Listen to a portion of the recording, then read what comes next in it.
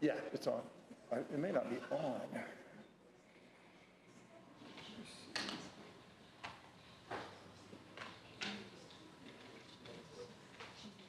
It's Rodney Dangerfield. You say, what a crowd, what a crowd.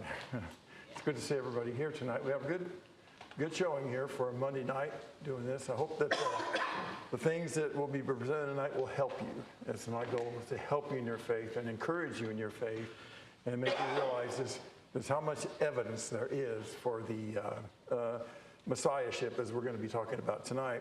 Let's see. The EBS, of course, tonight is Jesus is the Messiah. Tomorrow night, Rodney will be teaching about Jesus the Nazarene.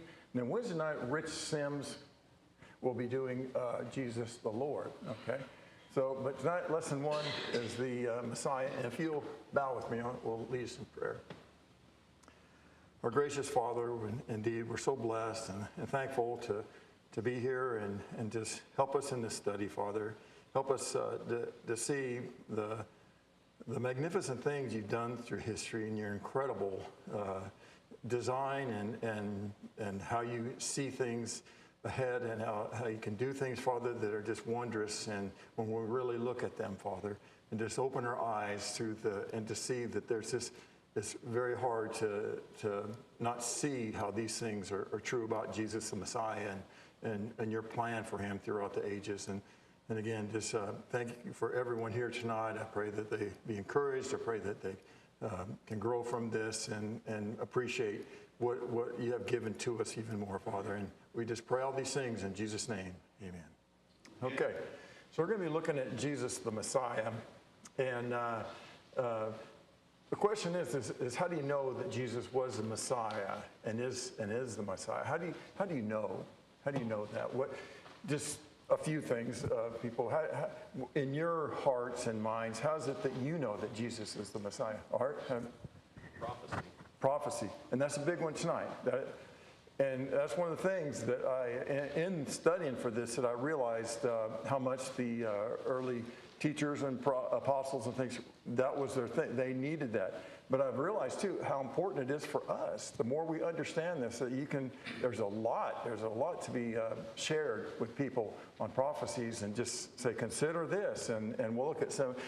And like this lesson is so long that we'll never get through everything. So I've tried to design it in such a way that we can just get some of the high points in it. But at any rate, any other thoughts about that? How you know Jesus is my Daniel? And then his own claims, and I know that's backed by yes, that's one of the things. But you have a lot of people that will say, well, he was just a historical figure, or that he was just some sort of religious leader or something like that. But he made the claim that he was the Messiah, that he was. So. Yeah, we're going to look at a passage that I think is really cool tonight that he quotes from Isaiah 61. And Tom, you were going to say. Well, going on and said, he said, I who speak to you am he to the Samaritan. Yes. Yeah, and another group of people, he said that too also, that we'll look at. But Christianity is based on many historical facts, which we'll see, and many eyewitnesses. That's a big one in there. But the record of as Art said, the prophecies which Jesus fulfilled, it's just incredible. And we'll look at a couple facts about that here in a minute. Let's see, what they call this lesson was the ABCs of Messianic prophecy. It's kind of a clever way that they did about it. And the ABCs, and that is because they did it like this. I'm clicking two things. See, A, B, C, D, ancestry, birth, conception. They just look at the prophecies from that. I thought that's a good way to remember it. And I'll test you throughout the thing if you can remember the A, B, C, D, which one it is through the night. But the way they do it is we'll go through and what they foretold in the Old Testament, and then we'll look at how it was fulfilled in the New Testament. And like I say, there's only a few scriptures that we can do that to. Now, wow, this class went fast. I can't believe it. Okay, you probably think I made a mistake, but no, I didn't. I actually put the conclusion at first because I knew we wouldn't get to it. And I thought this was an interesting interesting thing, but this mathematician named Peter Stoner, and don't let that name fool you. This guy, he is legit. I looked him up, and he's died, I think, in the 80s, but he was a legitimate mathematician, and what he figured, I read that there were a group of scholars and stuff like that checked what he did and said, yeah, it was the way he went about it was correct. But he said, what are the odds of one person just fulfilling 8? That's an incredible thing. And what would you think? Anybody take a guess? What are the odds of one person just fulfilling 8 of the over? How many? Do you know how there? How many prophecies are there about Jesus in the Old Testament? Any of you ever? Hundreds. Yeah, there's over 300.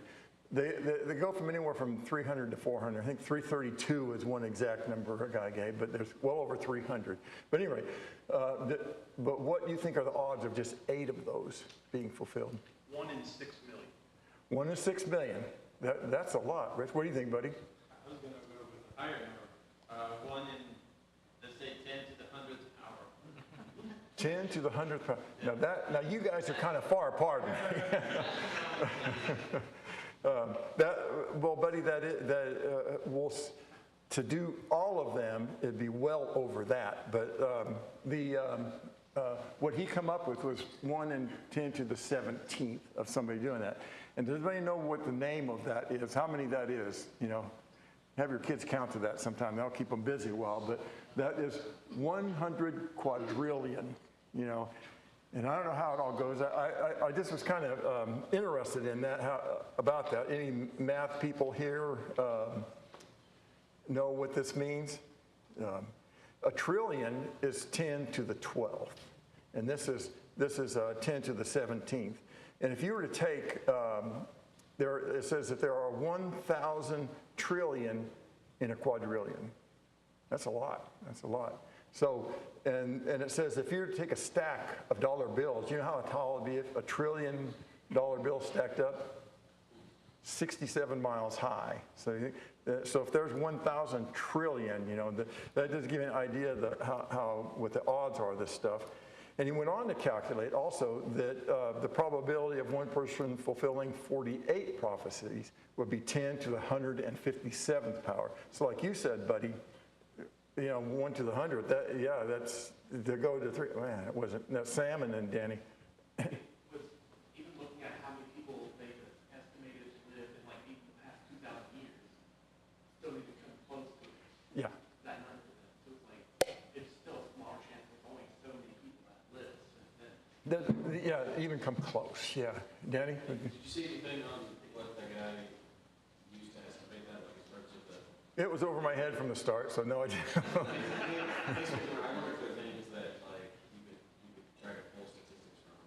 Like, Yeah, there were some things like that. about being born in that location. Yeah. Or, you know, that kind of stuff. I did glance and see that there were some things like that, but it just, you know, the time you have to do all this stuff. But yeah, but then to think what the odds are of all the ones that he did fulfill. It's just that's just an amazing fact alone in itself. But all right. And in the book of Isaiah, there's a really cool thing in there that Isaiah states. I wanted us to see. And Danny, would you mind reading that for us? Can you prophesy and see what that is? There we go. All right. Remember this so you can be brave. Think about it in reverence. Remember what I accomplished in antiquity. Truly I am God. I have no peer.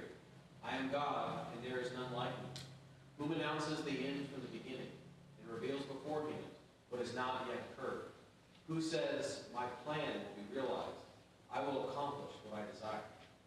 Yeah, it's just, we have an amazing God. And back then they're dealing with idols and stuff, and he's trying to look at these idols can't do anything. What I say happens, what I say goes. But and then and before this he says, here is how you will know that I am the true Lord. Anyway, okay. So Jesus claims here.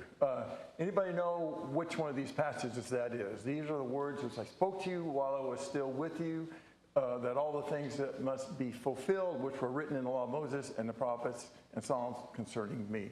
Anybody know where that's taken from? Do you remember that passage and what they were doing at that time? when I say it, and I know it because I looked it up. You know, I was thinking about that as a teacher. You know, you really have the advantage. I'm not smart. I just look all these things up, you know, so I know it. But you will have seen this passage many times. Luke 24, you know, when they're on the road to Emmaus, and Jesus joins them and talks to them, and then he amazed them with all the things that he told them about himself and showing how he fulfilled all these things in the Old Testament. That would have been a lot of people have said they'd love to have been there, to have heard that, you know, and hopefully get to see the video when they get to heaven on that. But then the one, Luke 4, this is Luke 24, but the Luke 4, I'm going to just read that to you. I thought this is a neat one. This is quoted from Isaiah 61. Go along with what Daniel was saying.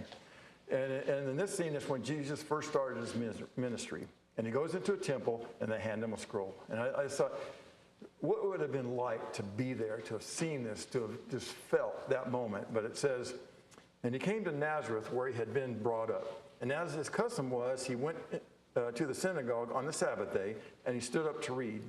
And the scroll of the prophet Isaiah was given to him. He unrolled the scroll and found the place where it was written, "The Spirit of God, the Lord is upon me, because he has anointed me."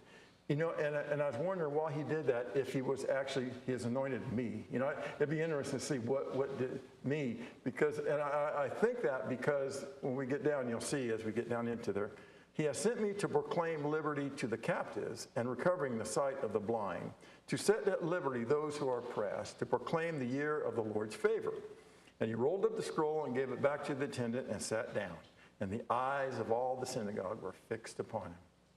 And that's why I think he might have somehow indicated, this is me, people, like they were saying. And do you know what he said after that? When all the eyes, everybody in there is looking at, what did he say? This is fulfilled. Yeah, today, this has been, man, wow, that people fainted or something like that, you know, where somebody did say something like that. I thought that's just a really neat verse, one of those things. All right, so is he the Messiah or is he the Christ? If somebody asked me, is he the Messiah or the Christ, I'd say yes.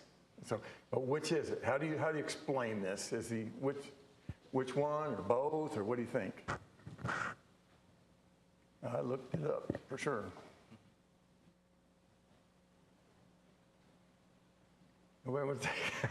All right. If I remember right, it's the same word translated differently. Excellent. Yes, very good, Jennifer. Yeah, Messiah is a Hebrew, okay, and then Christ is Greek. Okay, so they're synonymous terms. All right, wasn't a trick question, and it just means both this mean the anointed one, the setting apart of someone or something for a sacred purpose, and that's what that's all about. Let's see. All right, and then, so the way that I used some of their slides. Danny made some slides for us that I used, but this is a combination of things what I did. But so we'll start with A for ancestry, okay?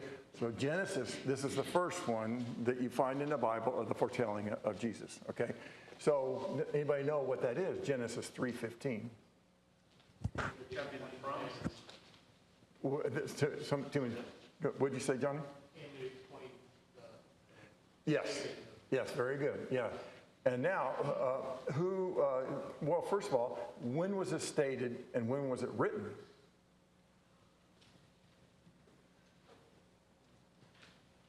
It was stated when they were being kicked out of the garden. Yeah, that's one. But when was it written? That threw me for a while when I saw that. They said,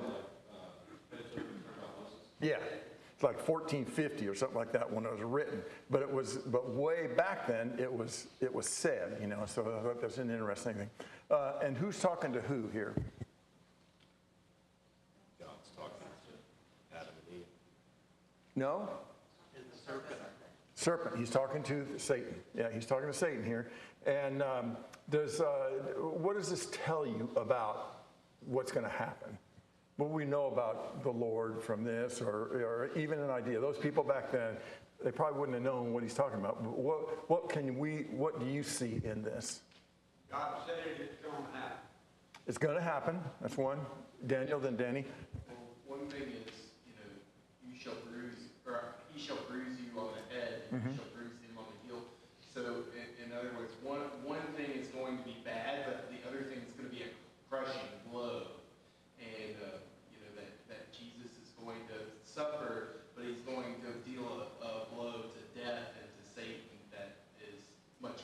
Yes, that's the idea there. And Denny, what were you going to say? I think similar, just that there is a conflict, right? There will be a conflict out Yes. there, but there's a lesser and greater effect. Yeah. That- I think it's an interesting foretelling that all through history, this would be the struggle. You know, I mean, that's a pretty interesting thing about this. Let's see. The other interesting thing about it is it does say the seed of a woman. You know, it's like that's an interesting concept, and I never thought about it, but always been the seed of a man. But in this study, they really gave you a lot of information. I have a stack of this is just all the only part of them. There's a bunch of articles here that they gave you access to that they kind of go into detail a lot of these things. But like there is a thing now saying that women carry seed. I don't know, but there's nothing wrong with this passage, Rich. Well, I'm wondering if the fact that it says the seed of a woman is because of the fact that it's God's son that it'll be fulfilled in. Yes. So it's not a seed of a man, it's seed of God. God, yeah, and that we'll see. We'll have some scriptures that we'll see how that is. Yeah. All right. So what then? We see this was said back, and when was Rodney? When was time created? You know the exact date. Zero. Zero. Yeah. Wow. You know that just. Zero, that would be zero BC. Yeah. Well, 0 BC. Yeah, but. Just be at the beginning. You know, they have ideas about that. Anybody ever thought about that? When was creation? You hear a lot of different Yeah. things. That's why I don't really. Yeah, I know. Now, according to math, it's like something like 6,500 to 8,000 years. Yeah, that's reasonable, I think. You know, there's that guy that calculated all the genealogies. You know, I don't think that's the way to do it, but he calculated all the genealogies. It went down to 4,000 something BC. But I think I wouldn't be surprised if it's more like what Sam says, 8,000, 10,000, somewhere in there. I don't know. But at any rate, but whenever it was, when was the next thing that indicated who the Messiah would come through? Anybody want to guess? Who is that? Who is the next? What do you think, Sam? Jacob, talking to Judah, he blessed him. Even back before that. Abraham. Yeah, you're on the right track. But okay, so it was. We'll get to that in a minute.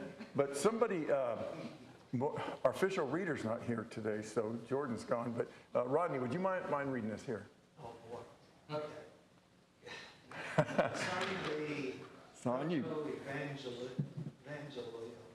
You know what that is, by the way? It just means the first. Yeah, it's just the first. For some reason, I looked it up. It's just the first messianic prophecy. They call it the proto-evangelium. That's all that is. Okay. Thus we have in this fundamental prophecy explicitly a struggling, suffering, but finally victorious human race, and implicitly a struggling, suffering, but finally victorious son of a woman, a second Adam, the head of the race. The proto-evangelium is a faithful miniature of the entire history of humanity, a struggling seed ever battling for ultimate victory until it is realized in the sublime victory of redemption. Yeah, I thought that was a good interpretation of that, or a good thought about that verse. All right, so back to what we were. The next one, let's see, Andrew, see the fulfillment. Where did I leave out a thing there? Yeah. Okay, I guess maybe what I did here. All right. What we were talking about is the seed of woman and stuff. And maybe I shouldn't have had this passage here, but at any rate, this is just that Luke traces Jesus' genealogy all the way back to Adam, which would show that Jesus, that at that time would be correct coming from the woman back then. And as for being the seed of a woman, notice how that verse, it says, being the son as was supposed, okay? I think that's an interesting thing that the writers got. Any other Bibles, I won't make you go that, but one of them says, and was thought to be the Son of God, as was commonly held. So even then they knew, and that kind of shows, that's one of the other a proof of that, okay, they didn't know for sure who that was. Then Matthew 1:18, again, who was the father here, and I think it was Rich or somebody was saying that she was found to be with child from the Holy Spirit. Okay, so that's the father, and so that kind of, again, with that verse 3:15, he comes down and it shows that the woman shall be with child. That kind of ties those two together. Okay, so that was 3:15, and then I said, what was the next one? And so we said Abraham, and let's see who we got here. So that is found in Genesis 2:3, and could somebody, Buddy, would you mind reading that for us? Now the Lord said to Abram, go from your country and from your relatives and from your father's house to the land which I will show you, and I will make you into a great nation, and I will bless you and make your name great. Okay, sorry. And you shall be a blessing, and I will bless those who bless you, and the one who curses you, I will curse. And in you all the families of the earth will be blessed. Okay, so we know roughly when Abraham came about. Okay, does anybody know, remember off the top of your head, when Abraham came into existence in history? It was me. 2000. Around 2000, if you remember, that's roughly around 2000. I think it was 21, something or another. But so from creation, whenever that was, thousands or years go by, and then you see again. But it just narrows it down. Okay, it narrows it. Okay, through Abraham, and let's see the next one here. And I just put all here in one thing so you could say it. Okay, so now all they've known so far in history that he was really born of a woman. What was it? It was going to come through the Genesis 3:15, but then we see through the lineage of Abraham. Now Abraham, it says, what I found out, he went to Haran, and God called him, and he went to Haran in 2042, they guesstimate. Okay, 2042 BC. But when he went there, what did he do? He went to Haran. He was told to go there. And okay, but what happened when he was there? Because he told that was going to come through him, the lineage was going to come through him. And so, anybody remember what happened? I had to look it up. You know, if I was sitting in a class in your place, I probably wouldn't have remembered, you know, what happened. That story. Remember what him and Sarah did? They were there like 14 years. Was it the handmaid or Yeah. Who was it? Hagar? Was that who it was? Hagar, yeah. And so they took things into their own hand. Was that a good decision? What has been the result of that through history, by the way? Yeah.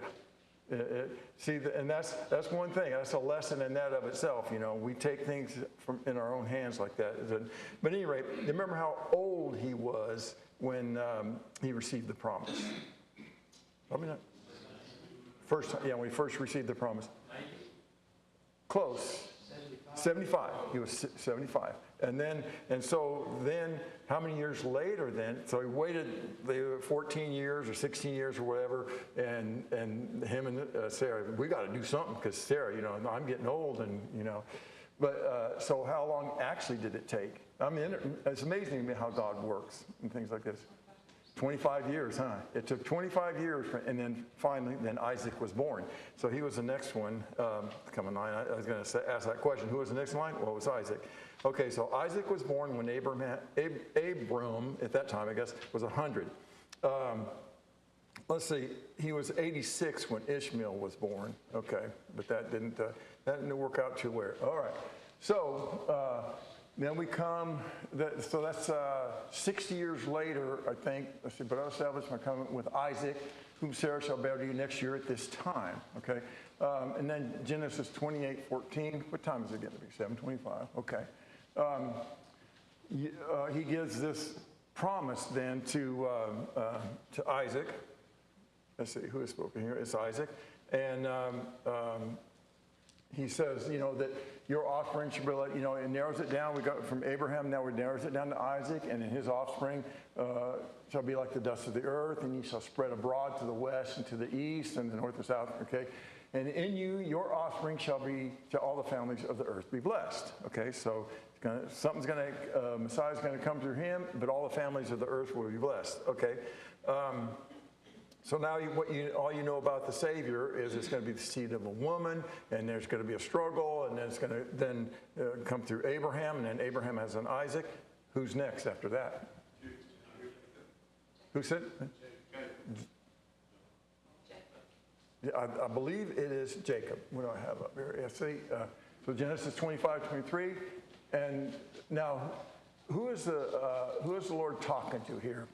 I know this is kind of obscure, but go ahead. There I was going to make a point. You know, it says at the beginning there's going to be a struggle. And you see it in even all of these situations. Yeah, that's a good point. You stop and think what you said about Abraham and Sarah doing that. Well, what did that do? Create more struggle in the lives of the people of God with wicked people. And you see it in Jacob's lives and some of the terrible decisions he made. Yeah. You just see that struggle. And that's not accidental.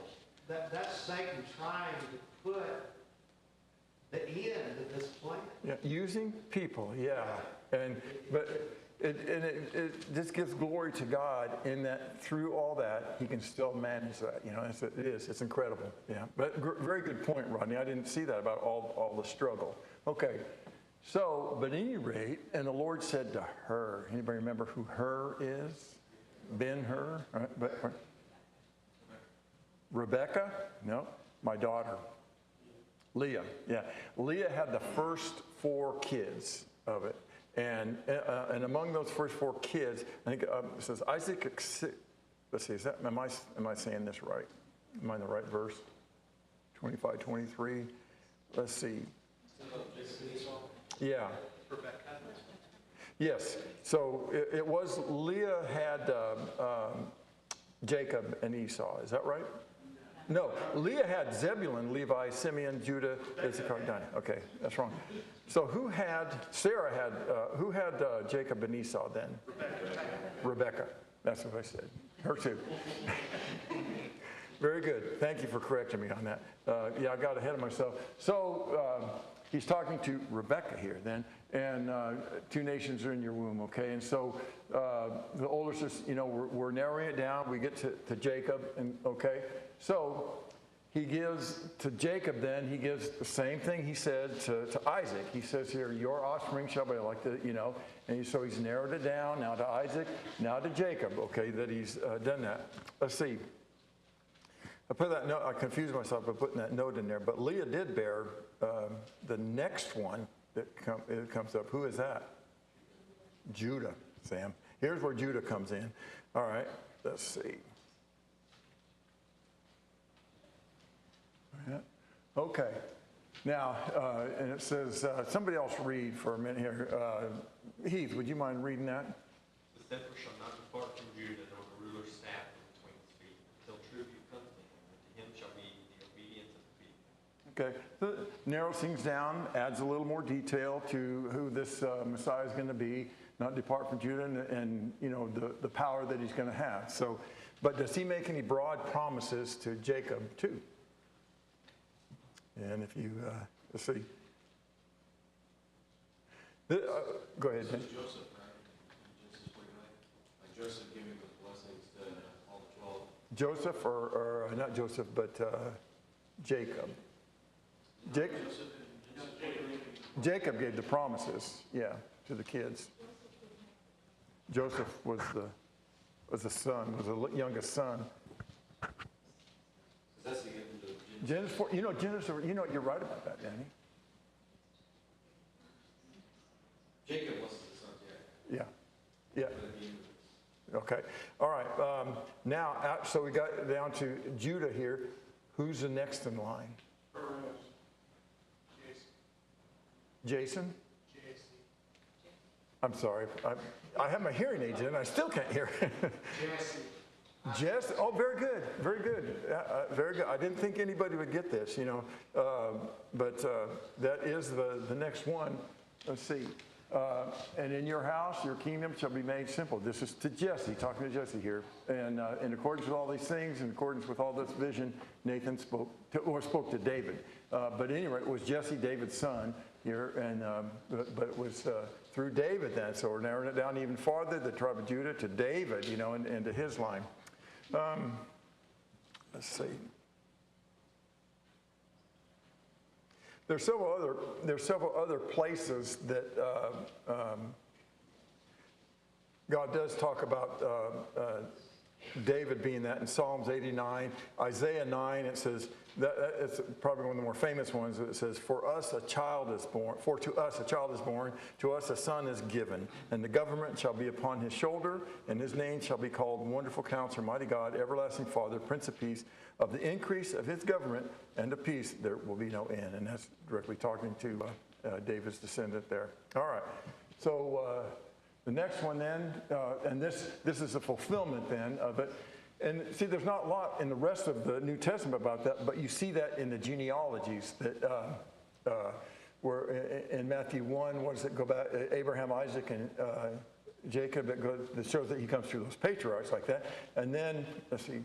And then, sorry, I had it up there already. Luke, it went all the way back to Adam, showing the Genesis 3:15. So everything just ties together. Now, who would be next in this business here? Solomon's brother. Let's see. We go to David. How did this go?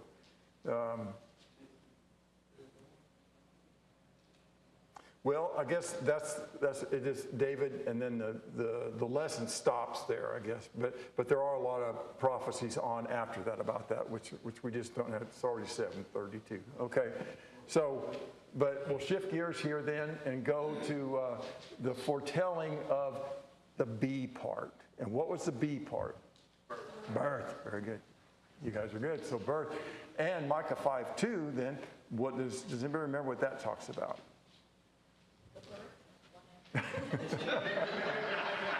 That's profound. That's profound.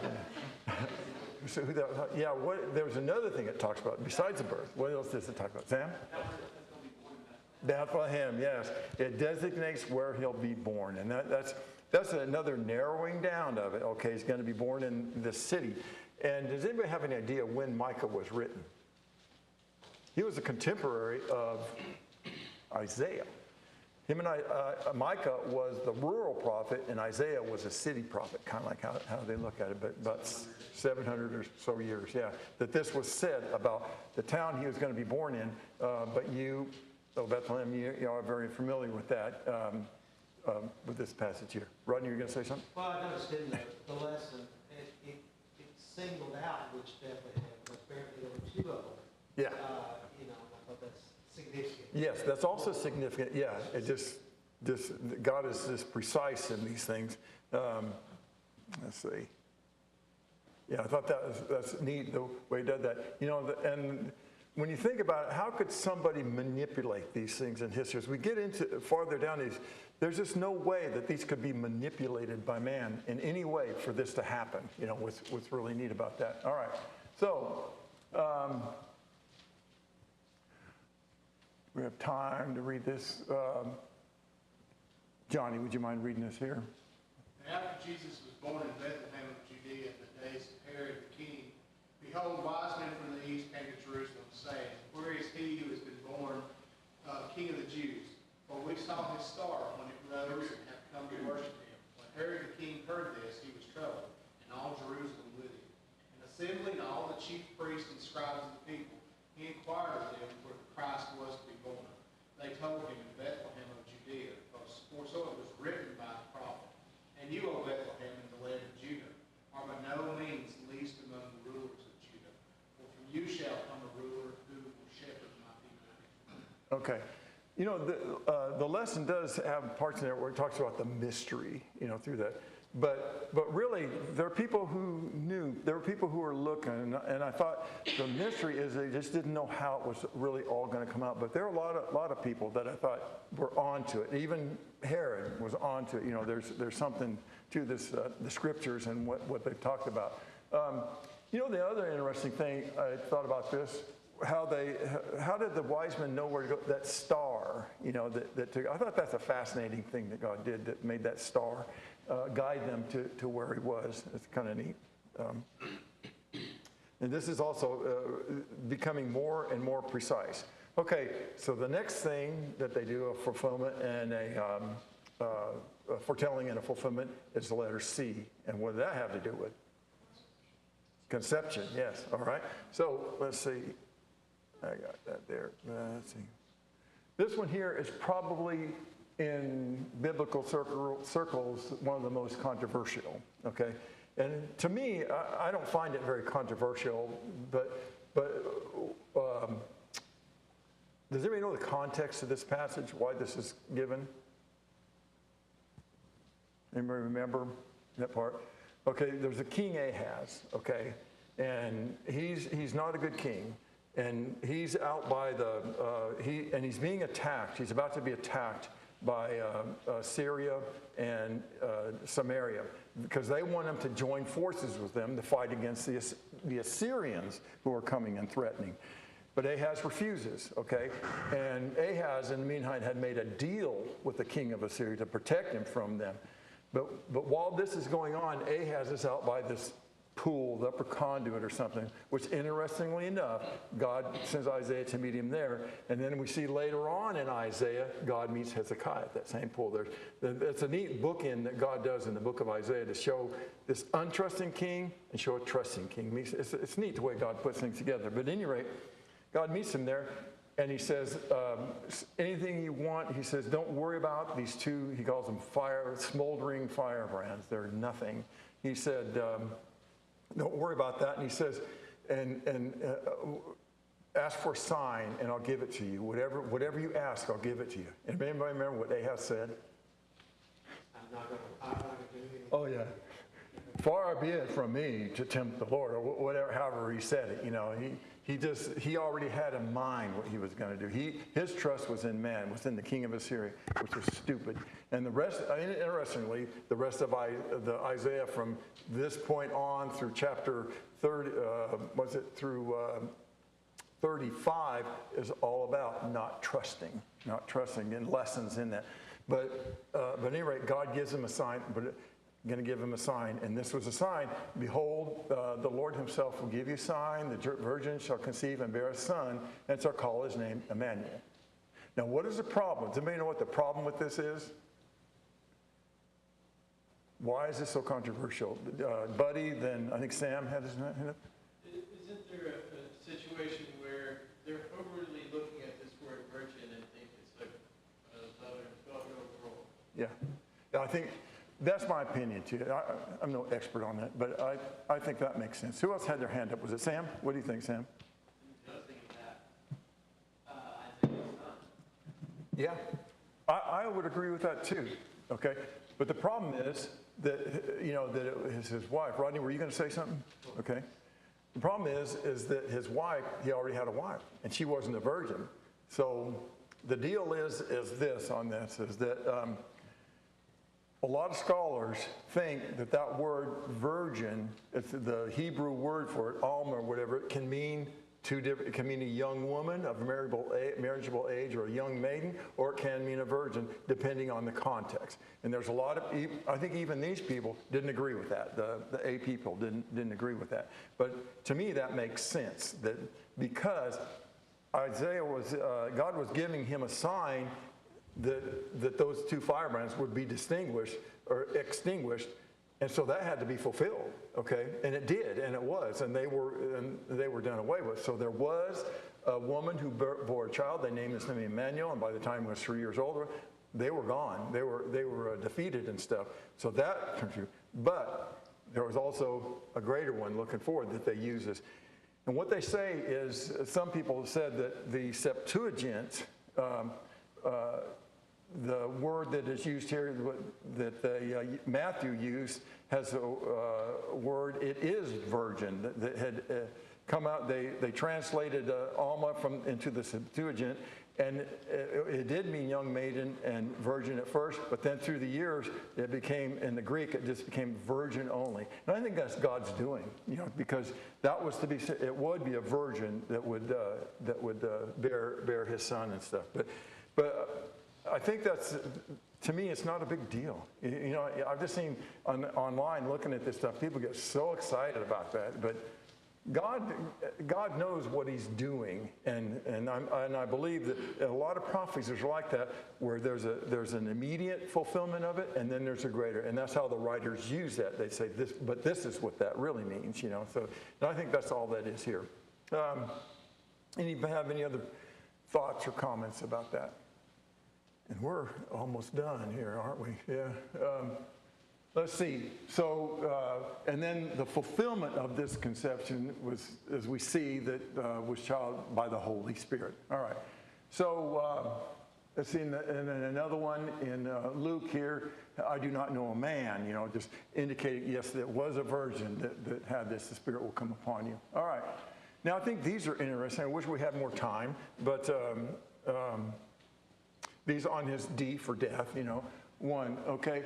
It says, you know, he was betrayed by a friend for 30 pieces of silver, and then hands and feet were pierced, the garments divided and gambled away, the bones would not be broken.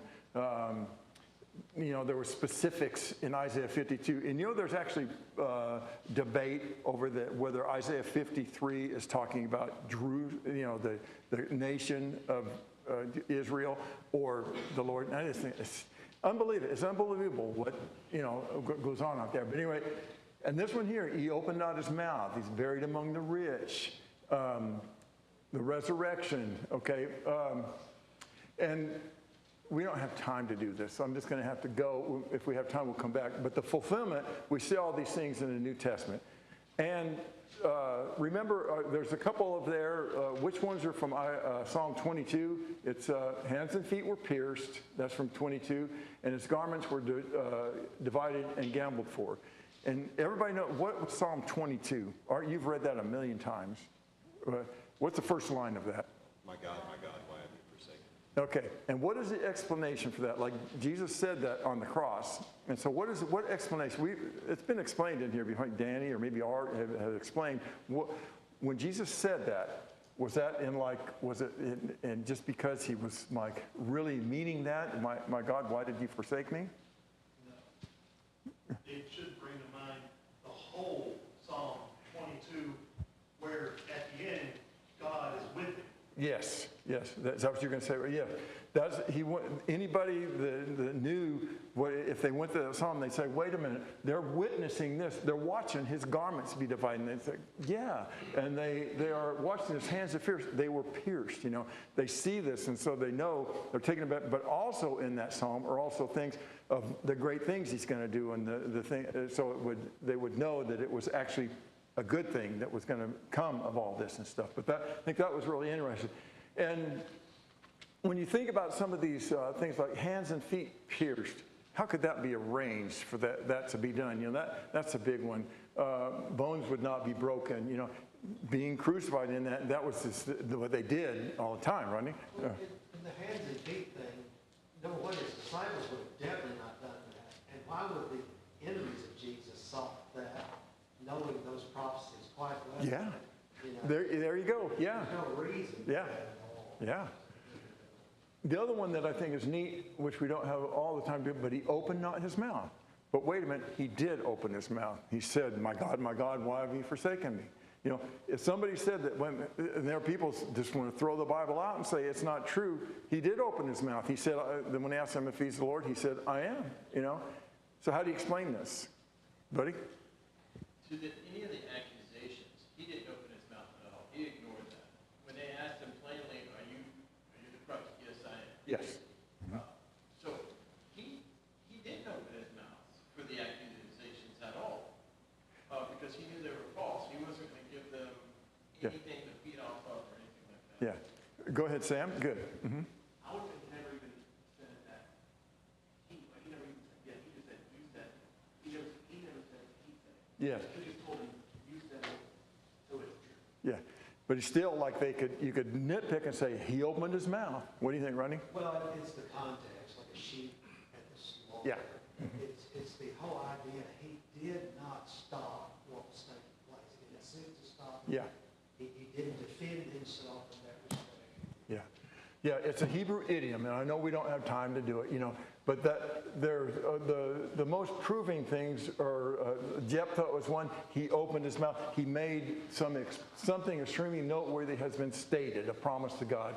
And then Philip opened his mouth when he went up to the eunuch. But all before that, he had spoken to the eunuch. But then he opened his mouth, and it's an idiom, meaning it was something official or something more entailed in that. Same thing in Peter, and that he opened his mouth. He had been talking to Cornelius and them, and then he opened his mouth. So that's the idea behind that. All right, thanks a lot. We're out of time. Are the kids out there? 7:45. Is that, we're going to 7:45, right? Oh, Danny's going to get them. Okay. They're probably still thinking 7:50, I bet. Right?